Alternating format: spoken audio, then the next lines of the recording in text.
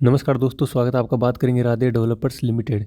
जैसा कि आप देख रहे हैं, शेयर में कंटिन्यू अपर सर्किट आपको देखने को मिल रहे हैं, लेकिन फंडामेंटली अगर हम देखें, प्रॉफिट वाइज अगर हम देखें, सेल्स देखें, तो ऐसी कोई खास बात है नहीं कंपनी के अंदर कि इसके अंदर अपर सर्किट लगे।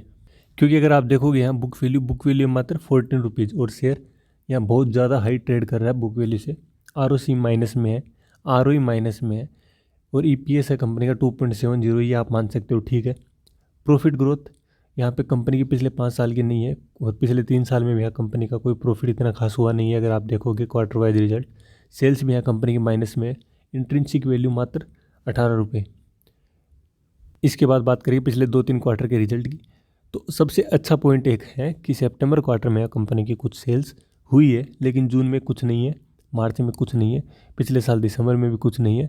इससे पहले पिछले साल सितंबर में हम मामूली बहुत आपको सेल्स देखने को मिली थी और उससे पहले जून में भी कुछ नहीं था।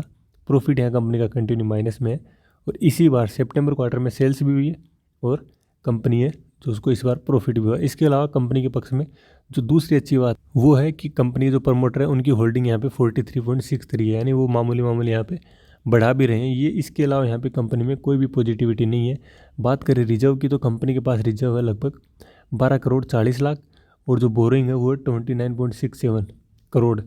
तो यहाँ बोरिंग भी कंपनी के ऊपर अच्छी खासी है, हालांकि रिजर्व है लेकिन बोरिंग उससे भी दुगनी से ज़्यादा है। तो मोटा मोटी अगर आप देखोगे कंपनी के ROE माइनस में, ROC माइनस में, कंपनी प्रॉफिटेबल भी नहीं है, सेल्स ग्रोथ भी कंपनी के माइनस में है और थोड़ा बहुत रिजर्व है हालांकि कंपनी के पास, और EPS कंपनी का ठीक है, लेकिन इंट्रिंसिक वैल्यू है कंपनी की बहुत ही कम है और शेयर अभी बहुत ही ज़्यादा ट्रेड कर रहा है। हम कह सकते हैं कि शेयर यहाँ पे ओवर वैल्यूड हो चुका है। तो शेयर में अभी ऐसा कुछ खास है नहीं, लेकिन उसके बाद भी आपको अच्छी खासी रैली देखने को मिली है। ऐसे कई स्टॉक है, अगर हम बात करें गीता रिन्यूएबल एनर्जी, इस स्टॉक में भी आपको ज़बरदस्त रैली देखने को मिली थी। अगर आप इसका मैक्सिमम चार्ट देखोगे पिछले 5 सालों को, तो आप देख सकते हो यहाँ पे इस शेयर के अंदर सेम यही हुआ था।